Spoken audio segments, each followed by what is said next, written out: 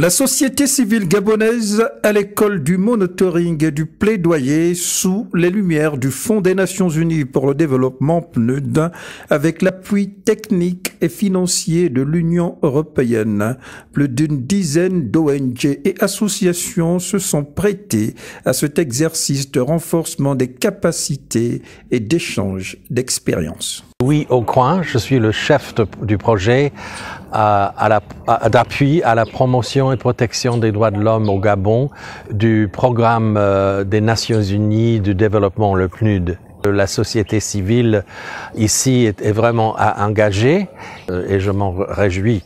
Je devrais aussi dire que notre projet est principalement subventionné par l'Union européenne, très généreusement, mais aussi il y a une contribution de UNOCA, ça c'est le bureau des Nations Unies de Centrafrique qui a son siège ici à Libreville. Donc nous avons passé 2 jours de formation sur le thème du monitoring et du reporting des violations des droits de l'homme. Donc comment recueillir des informations auprès des victimes, auprès des témoins, comment protéger ces sources, c'est-à-dire les témoins ou les victimes, comment protéger aussi les officiers de défense des droits de l'homme que nous sommes, mener un plaidoyer auprès des autorités pour faire entendre nos préoccupations ou les cas de violation que nous avons constatés sur le terrain. Donc voilà pour résumer les thématiques qui ont été développées au cours de ces 2 jours. Ça fait partie de notre plan d'action, de notre mission qui a été planifié avec toutes les parties prenantes, dont la société civile, dès le début de l'organisation du projet. On avait une réunion du comité de pilotage du projet le 16 juillet de l'année dernière et on aura bientôt la semaine prochaine la prochaine réunion de ce même comité de pilotage où on va décider la continuation des activités encore avec le soutien de tous les partenaires, toutes les parties prenantes dont la société civile. Quand vous constatez une situation de violation, pour être entendu, cela dépend aussi de la façon dont vous faites entendre votre voix. Il ne faut pas, à force de vouloir redresser un tort, en fabriquer de faux, par exemple. Maintenant, par rapport à la situation au Gabon, mais vous savez qu'il y a des dossiers sensibles de violation des droits de l'homme sur lesquels nous parlons, la prise en compte des personnes handicapées à tous les niveaux de la société. Mais bon, ça, ce n'est pas. C'est vrai qu'il y a des organisations plus compétentes que le réseau Femmes Lève-toi d'en parler.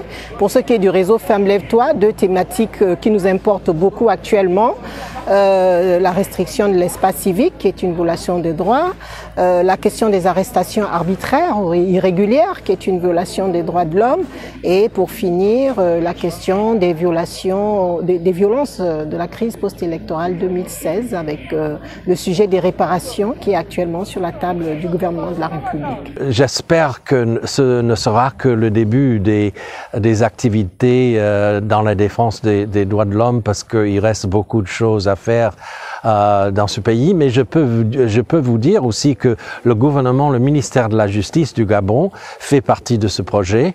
Aussi, le bureau régional des droits de l'homme qui se trouve à Yaoundé est aussi un partenaire et aussi, comme j'ai mentionné, le bureau régional des Nations Unies pour l'Afrique centrale. Les travaux sur lesquels les rideaux sont tombés le 22 janvier 2021 du côté du centre Belém, Sisaokala dans la commune d'Akanda. L'arrimage de la Commission nationale des droits de l'homme aux textes internationaux a figuré au nombre des principales recommandations de ce rendez-vous d'échange. L'atelier de formation auquel nous avons pris part a notamment mis en exergue le rôle clé de la Commission nationale des droits de l'homme, dont la réforme et le renforcement des capacités constituent l'objet principal du projet d'appui à la promotion et la protection des droits de l'homme.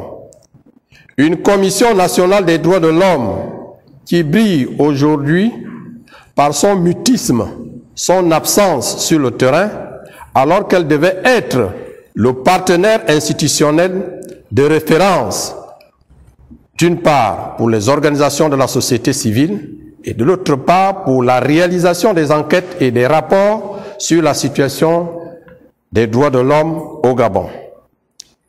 Il est urgent pour une véritable paix et durable dans notre pays que le Gabon, membre du Conseil unusien des droits de l'homme, se conforme aux standards internationaux.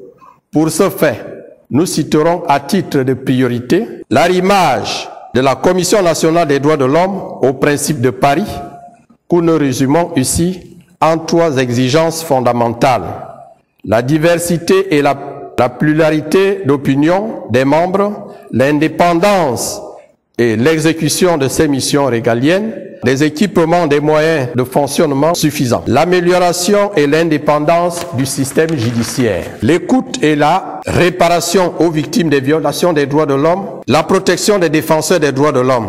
La reconnaissance de la Commission nationale des droits de l'homme par l'Alliance internationale des institutions internationales des droits de l'homme est conditionnée par la conformité de ces textes et de son fonctionnement aux principes de Paris. Mais croisés en guise de protestation contre le musellement des droits de l'homme au Gabon, principale gestuelle de la photo de famille des participants.